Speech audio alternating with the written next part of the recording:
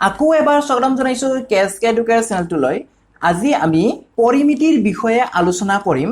পৰিমিতি কি হয়, ইয়াৰে একেবাৰে বেসিক কনসেপ্টখিনি এই ভিডিওটোত আমি আলোচনা কৰিম।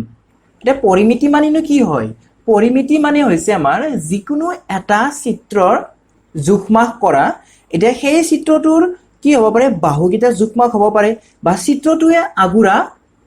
ঠাইৰ মানে ক্ষেত্ৰফলৰো হিচাপ হ'ব পাৰে, মানে যিখিনি ঠাই আগুৰি থাকে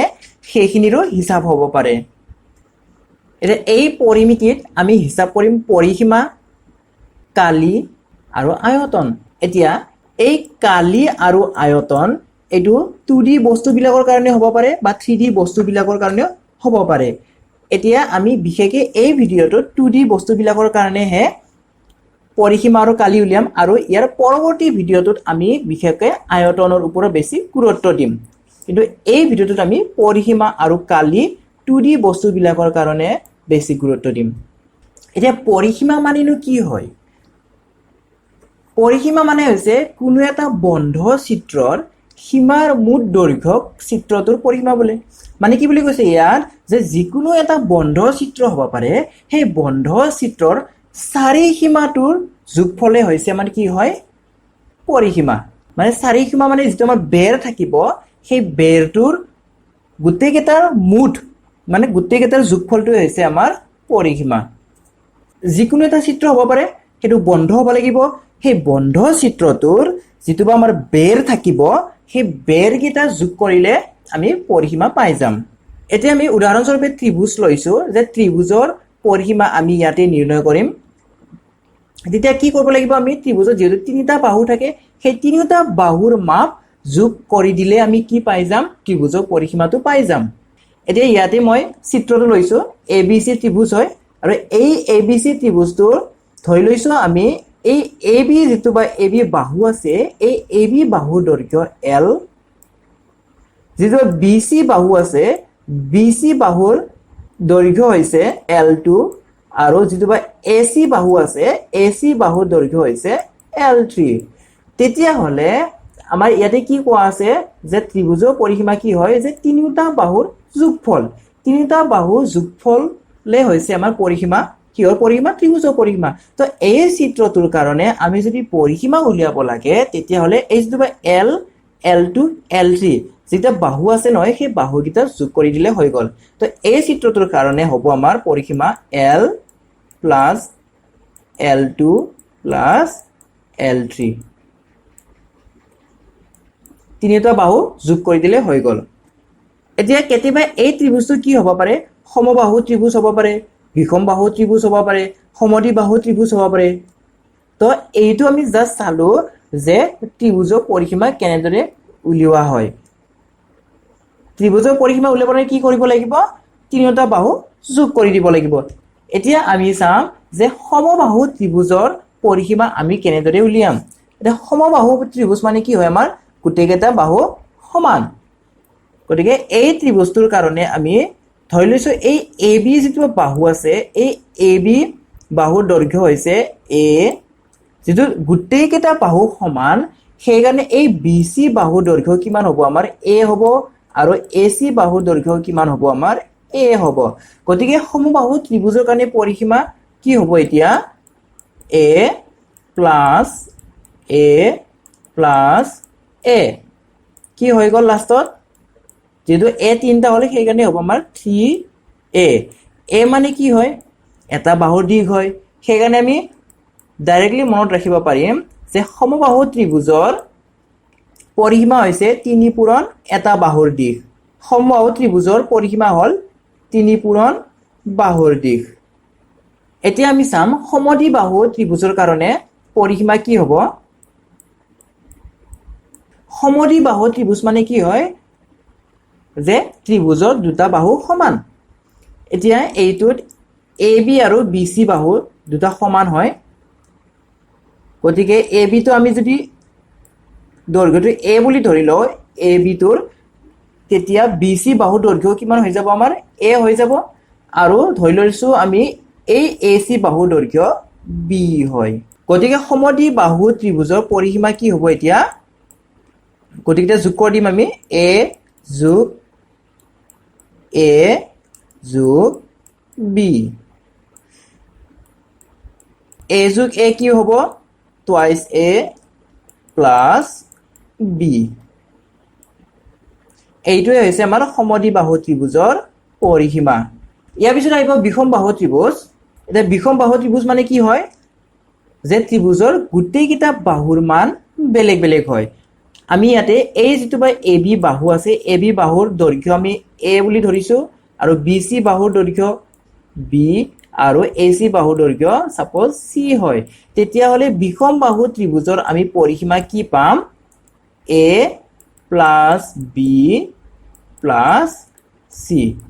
তিনিটা বাহু যোগ কৰি দিলে হৈ গল এতিয়া আমি চাম চতুৰ্ভুজৰ পৰিসীমা এটা চতুৰ্ভুজৰ পৰিসীমা উলিয়াবলৈ হলে আমি কি কৰিব লাগিব চতুৰ্ভুজত যিকেইটা বাহু থাকে সেই বাহুকেইটা যোগ কৰি দিলে হৈ গল এটা চতুৰ্ভুজৰ কাৰণে আমি কি চাম আয়ত আৰু বৰ্গৰ কাৰণে চাম প্ৰথমতে আয়তটো চাইছো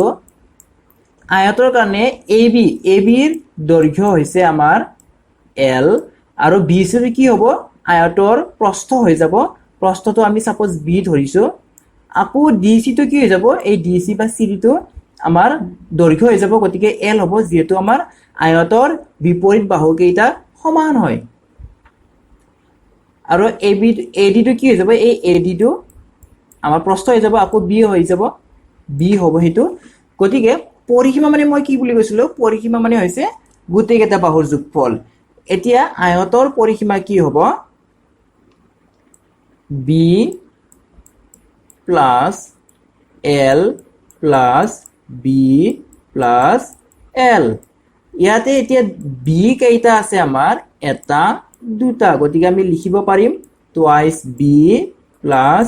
এল কেইটা আছে এলো দুটা আছে আমাৰ এইটো এটা আৰু এইটো এটা গতিকে আমি কি লিখিব পাৰিম টুৱাইচ এল ইয়াৰ পৰা যেহেতু দুইটো আমাৰ কমন হয় গতিকে উমৈহতীয়া হয় গতিকে আমি দুইটো কমন ল'ব পাৰিম তেতিয়া কি থাকি যাব বি প্লাস এল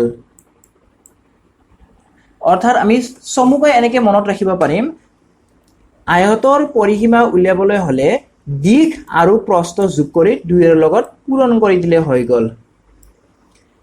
এল মানে হৈছে দিশ আৰু বি মানে হৈছে প্ৰস্থ দিশ আৰু প্ৰস্থ যোগ কৰি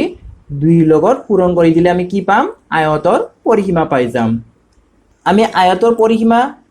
কেনেকে উলিয়াব পাৰি সেইটো চালো এতিয়া আমি চাম বৰ্গ মানে কি হয় চাৰিটা বাহু সমান হয় গতিকে আমি কি ল'ব পাৰিম এ এটা বাহু যদি আমি এটা বাহুৰ দিশ যদি এ বুলি ধৰো তেতিয়া হলে গোটেইকেইটা বাহুৰ মান কি হৈ যাব আমাৰ এ হৈ যাব গতিকে বৰ্গৰ পৰিসীমা কি হ'ব যোগ কৰি দিয়া গোটেইকেইটা এ যোগ এ যোগ এ যোগ এ কি হ'ব কেইটা এ হল চাৰিটা এ হল গতিকে আমি লিখিব পাৰিম 4a গতিকে আমি কি মনত ৰাখিব লাগিব যে বৰ্গৰ পৰিসীমা হৈছে 4 পূৰণ এটা বাহুৰ দিশ এ মানে হৈছে এটা বাহু গতিকে এই বাহুৰ দিশটো আমি 4 লগত পূৰণ কৰি দিলে বৰ্গৰ পৰিসীমা পাই যাম এতিয়া আহিছো আমি কালি এটা কালি মানে কি হয় যিকোনো এটা সমতলিক চিত্ৰই যিখিনি ঠাই আগুৰি থাকে সেইখিনিয়ে হৈছে আমাৰ কালি ধৰি লৈছো মই ইয়াতে এটা বন্ধ চিত্ৰ এটা ধৰি লৈছো এইটো এটা এই চিত্ৰটোৱে যিখিনি ঠাই আগুৰি আছে এইখিনি ঠাই আগুৰি আছে গতিকে এইখিনি হৈছে ইয়াৰ কালি এই ভিতৰৰ ঠাইখিনি এতিয়া প্ৰথমতে আমি চাম যে ত্ৰিভুজৰ কালি কি হয় এটা ত্ৰিভুজৰ কালি মানে হৈছে যে ত্ৰিভুজটোৱে যিখিনি ঠাই আগুৰি থাকে সেইটোৱে হৈছে ত্ৰিভুজটোৰ কালি আৰু আয়তটোৱে যিখিনি ঠাই আগুৰি থাকে সেইটোৱে হৈছে আমাৰ আয়তৰ কালি বৰ্গটোৱে যিখিনি ঠাই আগুৰি থাকে সেইখিনি হৈছে বৰ্গৰ কালি কিন্তু গোটেইকেইটা ক্ষেত্ৰতে কি হ'ব লাগিব অন্তৰ্ভাগ মানে ভিতৰৰখিনি হ'ব লাগিব বাহিৰৰখিনি নহয় ভিতৰৰ এটা ত্ৰিভুজৰ কালি কেনেকৈ উলিয়াব পাৰি সেই বিষয়ে আমি চাম এতিয়া যে এবিসি ত্ৰিভুজ এটা লৈছো এই এবিসি ত্ৰিভুজৰ কালি আমি উলিয়াব লাগে এটা কালি মানে কি হয় এই ভিতৰৰ ঠাইখিনি এইখিনি হৈছে ইয়াৰ এবিসি ত্ৰিভুজৰ কালি এতিয়া ত্ৰিভুজৰ কালি উলিয়াবলৈ হলে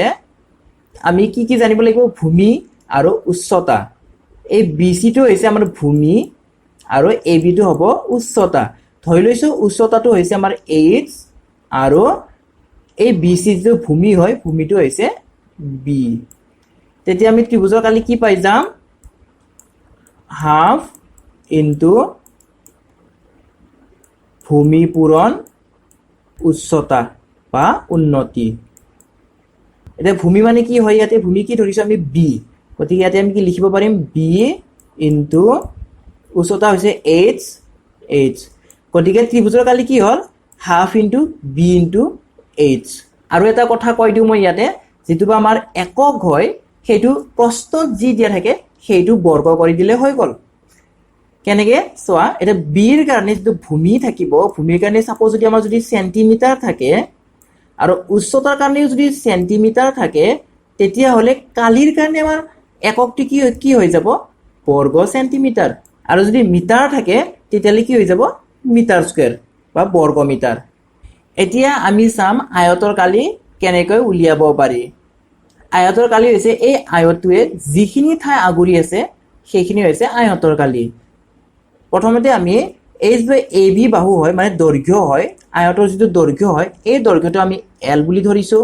আৰু যেটো প্ৰস্থ হয় প্ৰস্থটো B বুলি ধৰিছো আয়তৰ দৈৰ্ঘ্য কি বুলি ধৰিছো L আৰু প্ৰস্থটো B বুলি ধৰিছো গতিকে আয়তৰ কালি যেতিয়া উলিয়াব লাগিব তেতিয়া আমি দিশ পূৰণ প্ৰস্থ কৰিব লাগিব দিশ কি হয় আমাৰ L